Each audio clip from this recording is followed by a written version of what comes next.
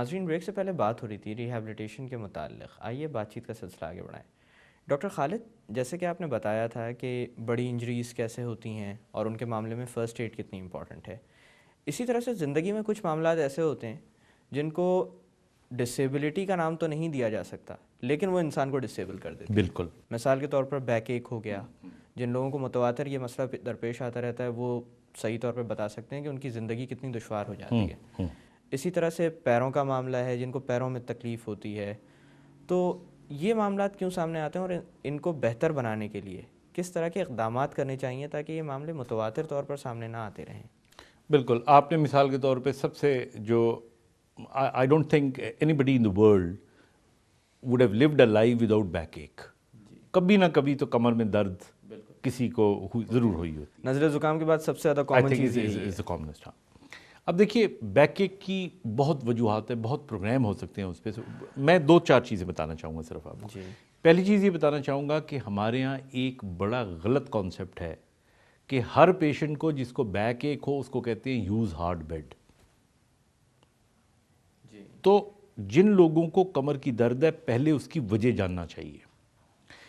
کمر کی درد عام طور پہ جو بڑے عمر کے لوگ ہیں ان میں اس وجہ سے ہوتی ہے کہ کمر کے جو مورے ہوتے ہیں ورٹیبریز، وہ ان میں اوسٹیوپروسس ہو جاتا ہے یا وہ گھس جاتے ہیں اور وہ سہارا نہیں دے سکتے جسم کو اور کمر میں درد ہو جاتی ہے. جی.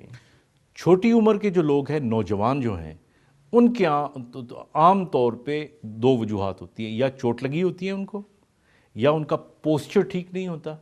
آج کل کمپیوٹرز کا دور ہے، آپ بہت دیر تک یوں بیٹھ کے کام کرتے رہتے ہیں اس پہ. جی. تو دس کوڈ بی اے کاز. اور ایک اور کنڈیشن ہے کہ جن لوگوں کو صبح سو کے اٹھے اور جسم بہت اکڑا ہوا ہو اور 20-22 سال کی عمر میں یہ تکلیف شروع ہو، جب بھی آرام کریں تو کمر کی درد بڑھ جائے. یہ بالکل الٹا ہے. اور جب کام کریں تو کمر کی درد نہ ہو. تو اینکائلوزنگ اسپونڈلائٹس، دس از آپ کو پتہ ہی ہے، دیٹس ویری کامن. اور جو دیہی علاقے ہیں ہمارے جہاں پہ غربت ہے، وہاں پہ جو کمر کی ٹی بی ہے اس کو بھی فراموش نہیں کرنا چاہیے. بیکاز ہم بھول جاتے ہیں، ہم صرف پین کلرز دے کے تو سمجھتے ہیں ہم نے پیشنٹ کا علاج کر دیا. بعض اوقات ہم پین کلرز دیتے رہتے ہیں. Underlying cause in young poor people is tuberculosis. چھوٹے بچوں میں جو مین کاز ہے آج کل، جو مین کاز ہے وہ بستے ہیں، ہیوی بیگز. آپ دیکھیں، میں اتنا حیران ہوتا ہوں اپنی پریکٹس کے اندر، چھوٹے بچے کمر درد کے آ رہے ہوتے ہیں. اور پھر جب ہم کو پہلے تو سنا ہی نہیں تھا ان کے بارے میں. Then what I do is I tell the mother, I say next time when you are coming you bring the bag with. تو وہ بیگ دیکھتا ہوں تو بھرا ہوتا ہے. تو میں کہوں گا خدا کے واسطے جو ٹیچرز ہیں، جو اسکولز ہیں، پرائیویٹ اسکول والے خاص طور پہ، بھائی آپ اتنی کتابیں رکھیں، رحم کریں ان کے اوپر. تو یہ بہت سی وجوہات ہیں. لڑکیوں میں ایک اور وجہ بہت کامن ہے وچ از کالڈ فیشیائٹس. گردن کا درد اور کمر کا درد، جن میں انگزائٹی ہو، جو رات کو جن کی نیند اچھی نہ ہو، ٹینشن بہت لیتی ہوں. تو یہ بہت سی وجوہات ہیں اور ظاہر ہے کہ ان کے اپنے اپنے علاج ہیں. لیکن ایک چیز جو کامن ہے ان ساری چیزوں میں وہ یہ ہے کہ جو لوگ ویٹ کنٹرول رکھتے ہیں، جو لوگ ریگولر ایکسرسائز کرتے ہیں، جو لوگ اچھی نیند سوتے ہیں، جو لوگ پوسچرز کا خیال رکھتے ہیں، خوراک کا خیال رکھتے ہیں، ان میں کمر درد کم ہوتی ہے. اچھا ڈاکٹر صاحب، اسی طرح سے پیروں کی تکلیف بھی بہت کامن ہے. بالکل. اس کا تعلق کیا فٹ ویئر سے ہو سکتا ہے؟ بالکل ہو سکتا ہے.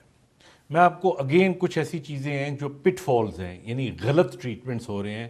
وائی ناٹ کہ میں اس ٹائم کو اویل کر کے اس کے متعلق بات کروں. دیکھیں، ہمارے یہاں عورتوں میں ایڑی کا درد بڑی کامن بیماری ہے. بالکل. اکثر خواتین کہتی ہیں کہ ڈاکٹر صاحب جب میں صبح سو کے اٹھتی ہوں تو زمین ایڑی پہ نہیں رکھی جاتی، زمین پہ ایڑی نہیں رکھی جاتی، اور کچھ دیر چلنے کے بعد میں بہتر ہو جاتی ہوں. بالکل. اب ڈاکٹر صاحب مثلا جن کو نہیں پتا وہ آگے سے انہیں کہتے ہیں آپ کہیں ہائی ہیل تو نہیں استعمال کرتی؟ عورتوں میں ہیل تو استعمال ہوتی ہے عام طور پہ. تو وہ کہتی ہیں ہاں ہم تو کرتی ہیں. تو کہتے ہیں نہیں، آپ ہیل نہ استعمال کیا کریں. تو میں اس لیے آپ کے پروگرام کے توسط سے بتانا چاہتا ہوں کہ جن بھی خواتین کو ایڑیوں میں درد ہوتی ہے ان کو باقاعدہ ہائی ہیل استعمال کرنی چاہیے. کیونکہ دیکھیں، جب آپ اونچی ہیل کی جوتی پہنیں گے تو آپ کا ویٹ ایڑی سے پنجے پہ آ جائے گا. جی. تو ایکچولی دس از اے مس نارمر جو کہ بہت غلط بتایا جاتا ہے ہمارے یہاں. وہ تمام خواتین جو بہت پاؤں سے ننگے رہتی ہیں یا بغیر ہیل کے پہنتی ہیں ان کی ایڑی میں ان میں تکلیف زیادہ تکلیف ہو سکتی ہے. نمبر 1.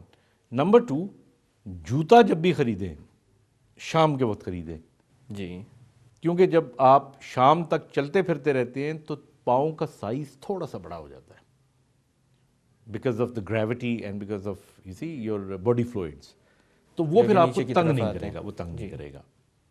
تو I think these are very simple but very common things. Ashfaq صاحب اسی طرح سے آتے ہیں معذوری کی دوسری وجوہات پہ.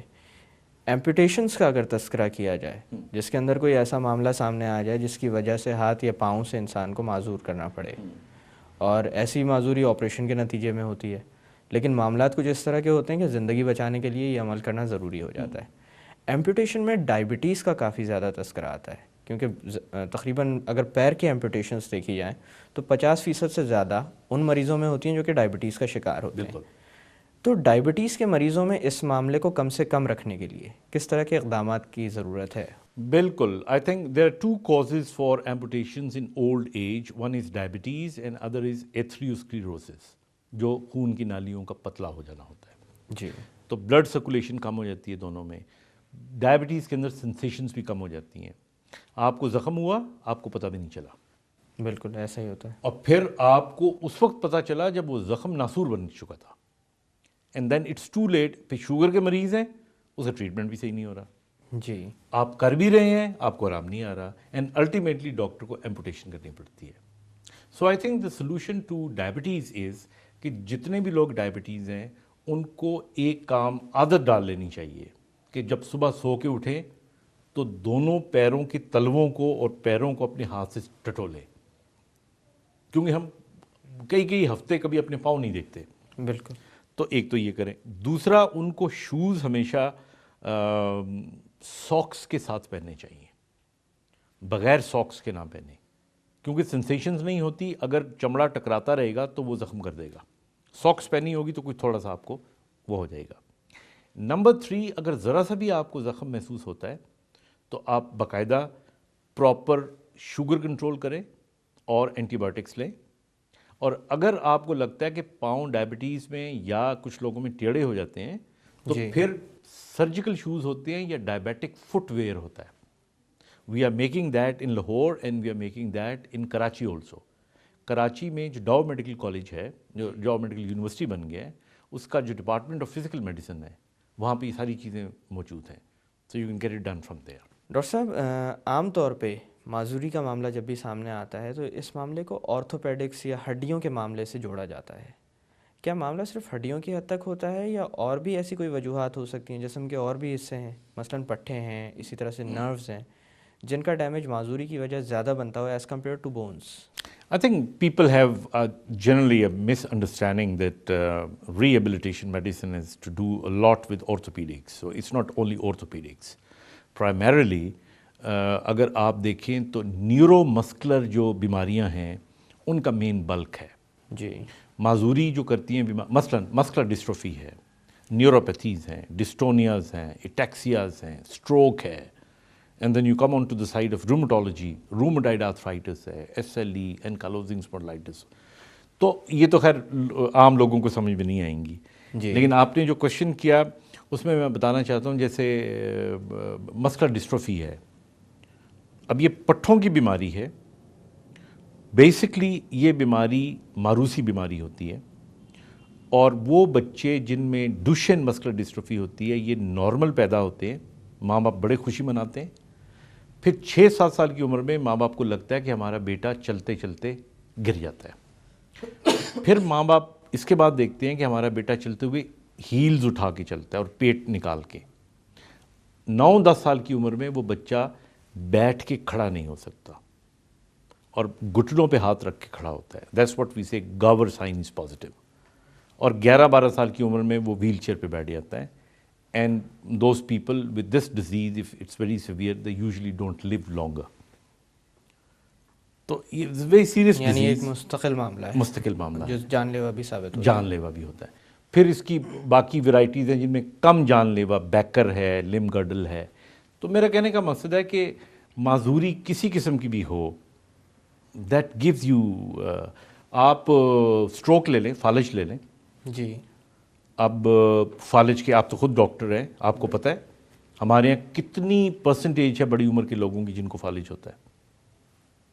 آپ نے خود بالکل، مطلب جب آپ اسٹوڈنٹ تھے یو مسٹ ہیڈ سین. اور ان میں مختلف ویریشنز ہیں، کچھ تو بالکل ہی چل پھر نہیں سکتے، بالکل اور کچھ ایسے ہیں جو مطلب اسسٹنس کے ساتھ ہو اپنے جاتے کام ہیں. کر سکتے اب میں اس میں فالج کے بارے میں 2-3 آپ کو باتیں بتاتا ہوں، اور میں آپ کو بتاتا ہوں کہ ہم غلطی بھی کہاں کرتے ہیں ٹریٹمنٹ پہ. ہیں. جی فالج ہمارا یا خون کی نالی پھٹتی ہے، ہیمریج اس میں ہوتا ہے، یا خون کی نالی بلاک ہوتی ہے، یا ایمبولایا کے بلاک کرتے ہیں، یا تھرومبوسس ہوتا ہے وہاں پہ.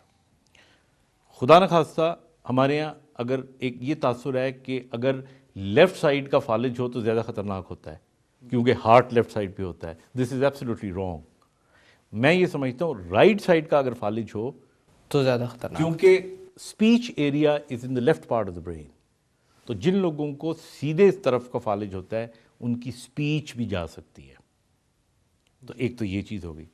دوسرا میں اکثر دیکھتا ہوں ہاسپٹلس کے اندر کہ جن لوگوں کو فالج ہو جاتا ہے ان کو جو وہاں کے ڈاکٹرز یا پیرامیڈکس ہوتے ہیں یا بعض اوقات فیزیوز ہوتے ہیں وہ ایک بال ہاتھ میں پکڑا دیتے ہیں یا اسپرنگ پکڑا دیتے ہیں اور کہتے ہیں ایکسرسائز کرو. آپ نے بھی دیکھا ہوگا، بالکل ہے کہ نہیں؟ This is wrong, absolutely wrong. کیونکہ as a doctor you know کہ جو ہمارا اپر باڈی ہے اگر سٹروک ہوتا ہے تو فلیکسر اسٹرانگ ہوتے ہیں، ایکسٹینسرز ویک ہوتے ہیں. جی اور جب یہ بیلنس خراب ہوتا ہے تو آپ دیکھیں فالج والے مریض کا ہاتھ بھی یوں ہوتا ہے اور کونی بھی یوں ہوتی ہے. تو جب آپ اس کو یہ ایکسرسائز کرائیں گے تو اس سے فائدے کی بجائے نقصان ہوگا.